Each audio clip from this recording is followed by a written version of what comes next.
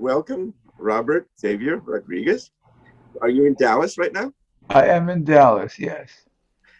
And we're really privileged and delighted to have you joining us for this conversation about your work and Nadia Boulanger, who was a Thank very you. important influence on both of us. And we both met her for the first time in the summer of '69. And then you continued working with her right until the end of her life. Is that correct? That's correct. So you were there 8, 9, 10 summers? Off and on, I also worked with her in Paris, and we corresponded. I would send her recordings and scores, and she would write to me, giving me detailed comments. So we continued our discussion throughout the rest of her life. Now, in 1996, the Fontainebleau Conservatoire Américain celebrated its 75th anniversary. Helene and I were over there. We actually stayed in the castle and we performed some of music by different students of Boulanger. And I understand you were involved in a concert here and wrote a beautiful essay about Nadia Boulanger, in which you said something that particularly caught my eye and that I want you to talk about. She said that there were a couple of bars of your music which she centered on, focused on, and said, only you could have written those notes, that music. I think that's such a beautiful thing for a teacher to be able to say to a student, and I imagine it must have really warmed your heart and had a tremendous influence on you. Talk about that, and if you like, I'll play those 4 bars that you referred me to in the piece that we'll be doing. Thank you. It's an important issue for Boulanger to have a personality. In her last letter to me, shortly before she died, she said, "The greatest gift a composer can have is a personality, and it is my great satisfaction not to have hindered you." Uh, she was recognizing the fact that she, being as great a musician as ever lived, did not have a personality as a composer. She could write perfectly good forêt, but she did not have the voice that said Nadia Boulanger when you heard the music. So she devoted her life to finding the few other composers, because all composers do not have a personality, the composers who did have a personality, and finding that personality within the composer to help the composer bring out that personality. So she heard in me something that I would later become.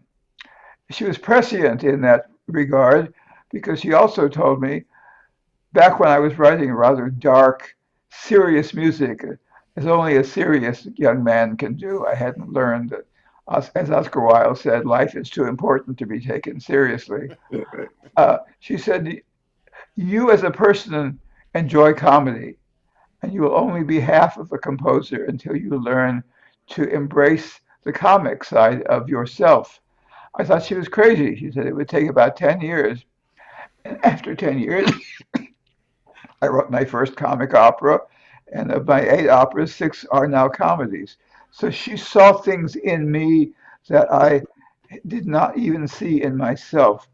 That's why I said in my article, she helped us find mysteries within herself, within ourselves. In ourselves. That's beautiful, Robert. Now, I let me play that passage the best I can on the piano, and we can talk a little bit about it, and then we'll talk some more about your operas. Okay? Thank Here we you. go.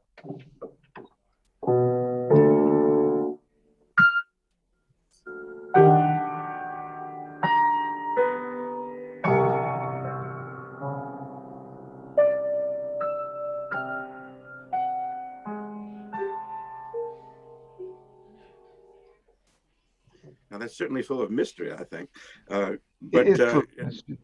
part of it, of course, as you mentioned to me in our correspondence, is the recurrence of intervals, vertical and then horizontal, imitating each other. Do you want to say anything more about that? What did she see in that was She unique to her saw, style? I think, the emergence of chord types and the particular personality of that sound. It's a mysterious component. You can't put your finger on what is a personality, any more than you can will yourself to be funny or to be loved.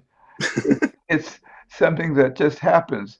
She was aware of that mystery, and she kept putting everything to us in terms of finding ourselves within that mystery.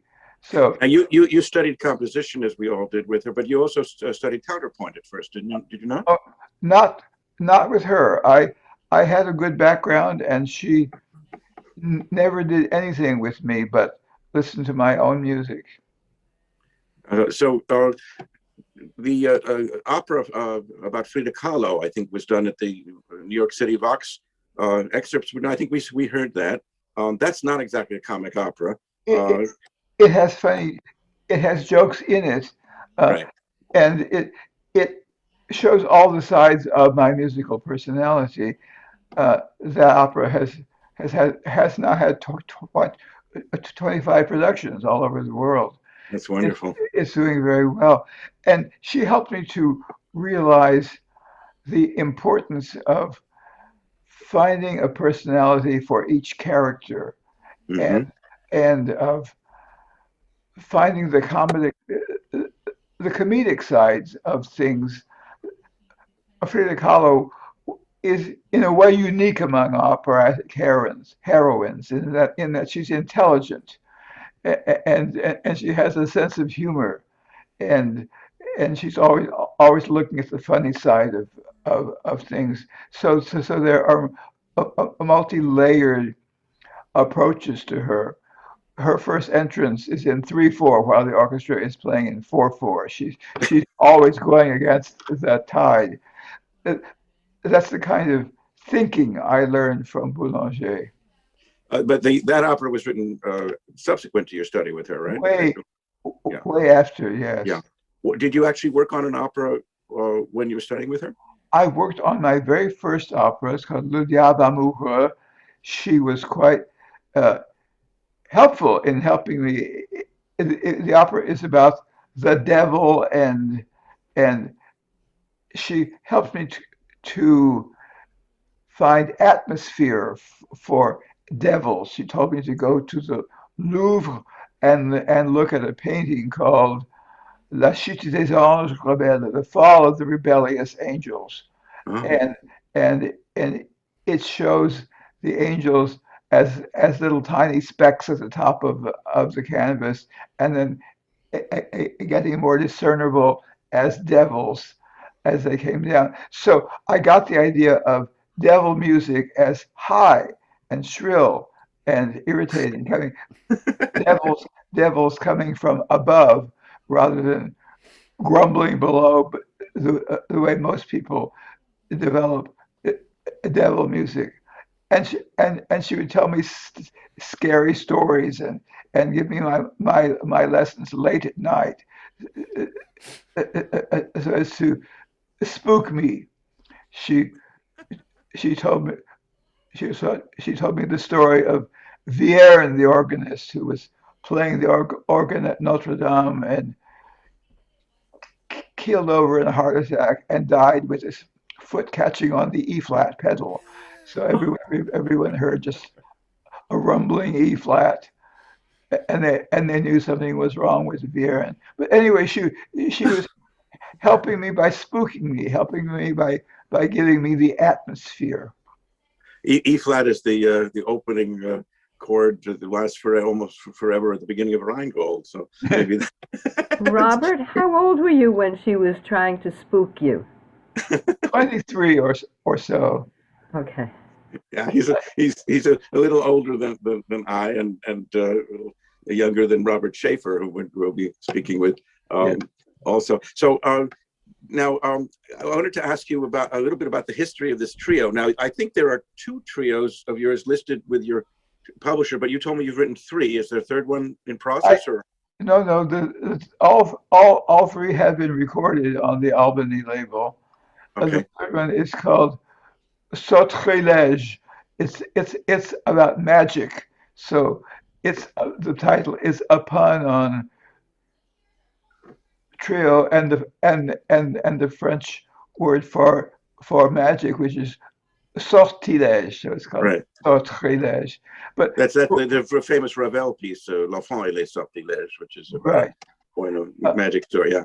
but Boulanger thought that this first trio was an important piece for me, and so she wanted me to stop work on it after the first movement and to write a completely separate trio, uh, which I did. She wanted me to get more familiar with the trio uh, instrumentation and the idea of writing trios. And then she said I should continue the first trio. So in a way, those two works go together. So the first trio, the opening movement, was a slow movement and variations, was inspired, as were all of our slow movements in the summer of '69, by a reading that she had of the Archduke Trio slow movement that Dan and our cellist, our late cellist, Kurt Benke, who died of COVID last year, played for the first time. All these years, we always wanted to perform in public. We finally did. And having played the Archduke, I said, hey, now we can play these other trios that are inspired by it. So that first movement of yours was inspired by it, and then the second and third movements are quite different. They're quite a bit more lively, and they give the players a real workout. And I understand that the trio, the three movement trio as a whole, won a prize in Monaco in April of 1972. And was Nadia Boulanger there when it was premiered at the Opera House? She was not there. I was not there, but I did get to go to meet the performers. Uh, Prince Renier invited me to receive the prize directly from his hands. You can see on my screen the poster from the premiere and the picture of me with Prince Renier and Princess Grace and the prize That's April of '72? Is that not? that that that that was the performance, which Okay. I think it was in '71. It was the 1971 prize. Right. I read somewhere that it was '72, and the reason that I remember that it was probably '72 is I was with Nadia Boulanger for just a summer and then a year, and the year was from October of '71 till May of '72. And in April, I remember coming for a lesson and being told, "Oh no, Mademoiselle's not here. She's in Monaco." She had gone for a month. She So was she was in Monaco for the judging of the prize. She was I see. one of the judges. That makes sense. Yeah, that's so she was gone for a month in April, and so I decided to take a month to go to Italy in May. And when she got back, I wasn't there, but actually I did come and see her, before the end of the term, and just to say goodbye. And we stayed in touch, and I did write her. She taught me fugue in that year on a Fulbright, and I dedicated my first full-length opera that used fugue for the first time to her in 1976. But you had a really, really intimate and long-term relationship with her, which was beautiful. Have you remained in touch with the school at all? I understand that they're actually having centenary celebrations this year and next year. I just read there'll be one in New York in April of next year. Yes, I gave a master class there a few years ago. It was delightful. They have a new, beautiful, beautifully restored chapel, which is now their concert hall. Oh, well, they So don't use the jeu de paume anymore. they do not use the jeu de paume. We were there in '96, and David Diamond came back for the first time since the 1930s to Fontainebleau. That was quite a beautiful event. So you were there a couple of years ago. You said a few years ago, Yes, and and I was there. I think in 1975 when uh, Copeland came back for the 50th anniversary of the school, and that was delightful. oh, We spent a lovely afternoon. oh, Uh, a pianist friend of mine played my piano variations and Copeland's piano variations nice. for Copeland, and we had a lovely afternoon in the Salle de Cologne. Uh-huh. And do you have plans to do anything with regard to the centenary this year or next year? Not, I haven't made any plans yet, but it certainly sounds like fun. Well, I hope so.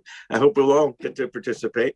And when I started speaking to you about this, Robert, what happened when we first encountered Boulanger 52 years ago, I was so touched when you said, it feels like yesterday. And I said, remember what I said? I said, what's a half century between friends? Right.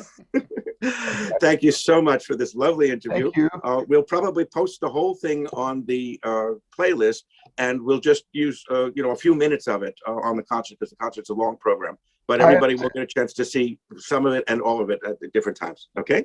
Thank you, Leonard. Glad to meet you, Helene and Daniel. Yes. Thank you so much, Robert. Great to Take meet care you. now. Same Bye. here. Ciao.